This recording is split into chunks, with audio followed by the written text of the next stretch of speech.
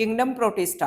इस अर्थ पर जितने भी यूनिसेलुलर यूकैरियोट्स हैं वो किंगडम प्रोटिस्टा के मेंबर होते हैं। तो सबसे पहले तो आप ये समझिए कि यूनिसेलुलर क्या होते हैं और यूकैरियोट क्या होते हैं। यूनिसेलुलर का मतलब ये होता है कि वो ऑर्गेनिज्म जिनकी बॉडी में एक ही सेल प्रेजेंट है उसको हम बोलते हैं यूनिसेलुलर ऑर्गेनिज्म।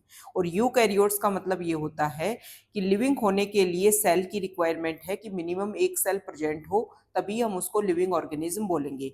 और अगर सेल है तो सेल में जेनेटिक मटेरियल होगा, और इस जेनेटिक मटेरियल के चारों तरफ अगर न्यूक्लियर मेम्ब्रेन की कवरिंग हो तो ये जो स्ट्रक्चर बनेगी इसको हम बोल देते हैं न्यूक्लियस। तो वो ऑर्गेनिज्म जिनकी सेल में वेल डिफाइंड न्यूक्लियस प्रेजेंट होता है और सेल के साइटोप्लाज्म में ऑर्गेनेल्स होते हैं उनको हम बोलते हैं यूकैरियोट्स। तो दोनों टर्म आपके क्लियर हो गई होंगी। ये जो किंगडम प्रोटिस्टा है इसकी बाउंड्रीज जो है वो वेल डिफाइंड नहीं। तो किंगडम प्रोटिस्टा में हम मेनली 5 ग्रुप्स की स्टडी करते हैं, और ये जो 5 ग्रुप्स हैं उनके नेम है क्राइसोफाइट, डाइनोफ्लैजिलेट, यूग्लेनोइड्स, स्लाइमोल्ड्स एंड प्रोटोजोन्स। जो क्राइसोफाइट, डाइनोफ्लैजिलेट और यूग्लेनोइड्स के जो मेंबर्स होते हैं ये सनलाइट का यूज करके फोटोसिंथेसिस करते हैं। क्राइसोफाइट और डाइनोफ्लैजिलेट में सेलुलोज की बनी हुई सेल वॉल भी मिलती है। जो स्लाइम मोल्ड है वो डेड डिकेइंग मैटर पर अपने आप को ग्रो करते हैं, मतलब फंगी की तरह न्यूट्रिशन लेते हैं।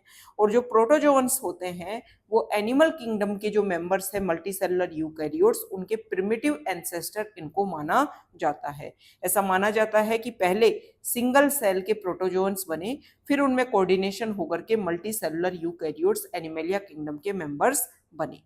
अब किंगडम प्रोटिस्टा के जो मेंबर्स हैं वो यूकैरियोट्स हैं। तो अगर यूकैरियोट्स हैं तो मैंने शुरुआत में ही बता दिया कि इन ऑर्गेनिज्म में वेल डिफाइंड तो न्यूक्लियस मिलेगा और साथ ही साथ में मेम्ब्रेन बाउंड ऑर्गेनेल्स भी देखने को मिलेंगे। मूवमेंट के लिए फ्लैजिला और सीलिया जो है देखने को मिलता है। रिप्रोडक्शन की अगर हम बात करें तो जो प्रोटिस्टा के मेंबर्स हैं उनमें एसेक्सुअल रिप्रोडक्शन भी होता है और सेक्सुअल रिप्रोडक्शन भी होता है।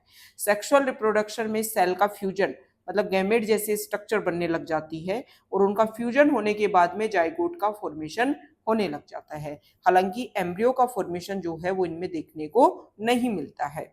जो किंगडम मोनेरा के मेंबर्स हैं उनमें भी सेक्सुअल रिप्रोडक्शन देखने को मिलता है, लेकिन वो प्रिमिटिव टाइप का सेक्सुअल रिप्रोडक्शन होता है। फर्स्ट ट्रू सेक्सुअल रिप्रोडक्शन जो है किंगडम प्रोटिस्टा के मेंबर्स में देखने को मिलता है। अब हम किंगडम प्रोटिस्टा के जो ग्रुप्स हैं उनकी एक एक करके स्टडी कर लेते हैं। सबसे पहले है क्राइसोफाइट। इस ग्रुप में आते हैं डायटम्स और डेस्मिड। डेस्मिड का कॉमन नेम होता है गोल्डन एल्गी। ये जो क्राइसोफाइट के मेंबर्स हैं ये फ्रेश वाटर में भी देखने को मिलते हैं, मतलब पॉन्ड में, लेक में और रिवर में, और इसके अलावा मैराइन वाटर में भी देखने को मिलते हैं जैसे कि सी में, ओशियन में। बहुत ही छोटे होते हैं, माइक्रोस्कोप से इनको आप देख सकते हो। वाटर की करंट के साथ में पैसिवली मूवमेंट करते हैं, इसलिए इनको प्लैंकटन के नाम से भी जाना जाता है। क्राइसोफाइट के जो मेंबर्स होते हैं वो ज्यादातर फोटोसिंथेटिक होते हैं। इनमें सेल वॉल प्रेजेंट होती है, और सेल वॉल ऐसी होती है जैसे सॉफ्ट बॉक्स हो, एक दूसरे को ओवरलैप करती हुई सेल वॉल देखने को मिलती है।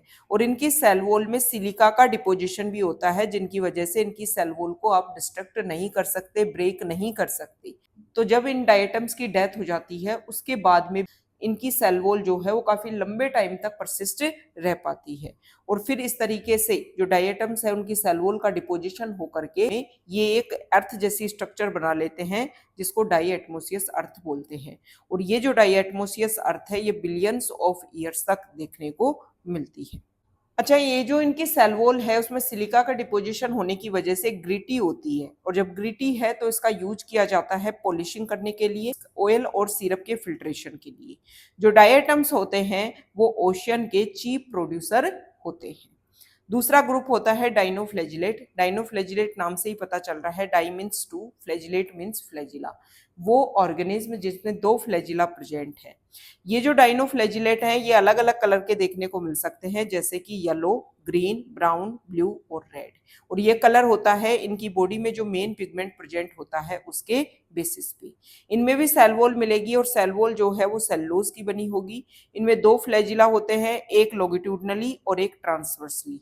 जो सेल वॉल होती है उसके बीच में ऐसी फरो जैसी स्ट्रक्चर बनती है जिनमें ये फ्लैजिला जो है देखने को मिलते हैं। एक डाइनोफ्लैजिलेट होता है रेड कलर का, जिसका एग्जांपल है गोनियोलेक्स। ये अपने आप को बहुत ज्यादा मल्टीप्लाई करता है, तो जिसकी वजह से सी का कलर जो है वो रेड हो जाता है, और जब उसमें टाइड आते हैं तो रेड कलर के टाइड आते हैं। रेड सी जो प्रेजेंट है उसका कलर ब्लू ग्रीन एल्गी की वजह से होता है, ठीक है। और जो रेड टाइड आते हैं सी में वो किसकी वजह से आते हैं, dinoflagellate. Blue green algae kingdom Monera में आता है और डाइनोफ्लैजिलेट किंगडम प्रोटिस्टा में आता है। जब ये अपने आप को मल्टीप्लाई करते हैं तो टॉक्सिन रिलीज करते हैं, जिसकी वजह से मैराइन वाटर के बहुत सारे एनिमल्स जो हैं उनकी डेथ हो जाती है। नेक्स्ट है यूग्लेनोइड्स। यूग्लेनोइड्स जो है इनमें सेल वॉल नहीं होती है, लेकिन ये प्लांट की तरह फोटोसिंथेसिस करते हैं। ये जब सनलाइट होती है तब तो फोटोसिंथेसिस करेंगे, और जब सनलाइट नहीं होती है तो ये स्मॉल ऑर्गेनिज्म को पकड़ करके खा ले, मतलब इनमें मिक्सोट्रोपिक टाइप का न्यूट्रिशन देखने को मिलता है। ये जो यूग्लेनोइड्स होते हैं इनमें दो फ्लैजिला होता है, एक लॉन्गर और एक स्मॉलर।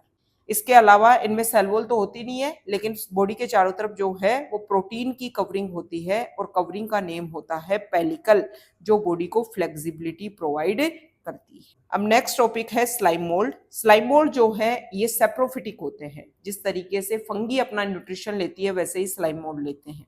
जब फेवरेबल कंडीशन होती है तो ये इस तरीके से देखने को मिलते हैं प्लाज्मोडियम स्ट्रक्चर में, और जब अनफेवरेबल कंडीशन आती है तो ये प्लाज्मोडियम जो है वो क्या करते हैं, फ्रूटिंग बॉडी का फॉर्मेशन करते हैं।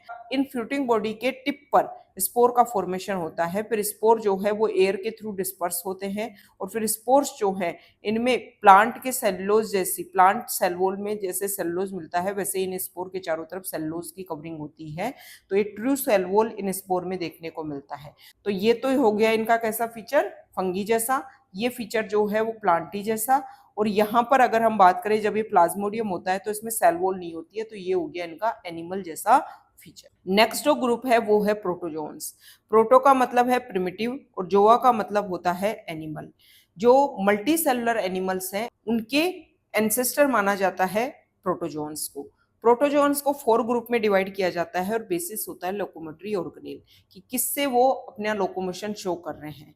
अगर सूडोपोडिया से लोकोमोशन कर रहे हैं तो उनको अमीबोइड प्रोटोजोन बोला जाता है। जो अमीबोइड प्रोटोजोन है वो फ्रेश वाटर में, सी वाटर में और मॉइस्ट सोइल में देखने को मिलते हैं।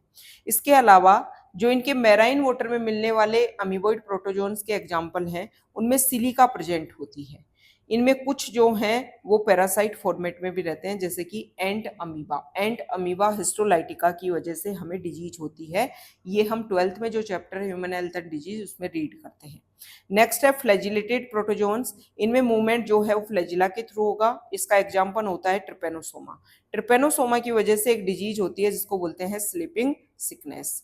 फ्लैजिलेटेड प्रोटोजोन्स के जो मेंबर है वो फ्री लिविंग भी रह सकते हैं और पैरासिटिक फॉर्म में भी रह सकते हैं। इसके अलावा इनका एक एग्जाम्पल और होता है जिसको बोलते हैं लिश्मानिया।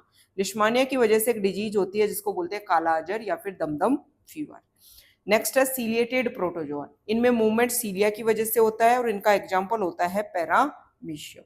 ये जो पैरामीशियम है इसकी बॉडी के चारों तरफ सीलिया होते हैं और वो मूव करते हैं, एक्टिवली मूवमेंट करते हैं, मतलब एटीपी जो है वो इसमें स्पेंड होती है।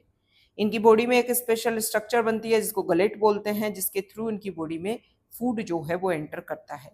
और लास्ट पार्ट होता है प्रोटोजोन्स का, स्पोरोजोन्स। इनमें कोई लोकोमोटरी ऑर्गेनेल नहीं होता। ये बॉडी के अंदर एंडोपैरासाइट के फॉर्मेट में रहते हैं, डिजीज कोज करते हैं, जिसका एग्जांपल होता है प्लाज्मोडियम जो मलेरिया कोज करता है। और इनकी लाइफ साइकिल में एक इन्फेक्शियस स्पोर लाइक स्टेज होती है जो डिजीज कोज करती है। तो ये किंगडम प्रोटिस्टा को हमने कंप्लीट किया है। Okay, thank you.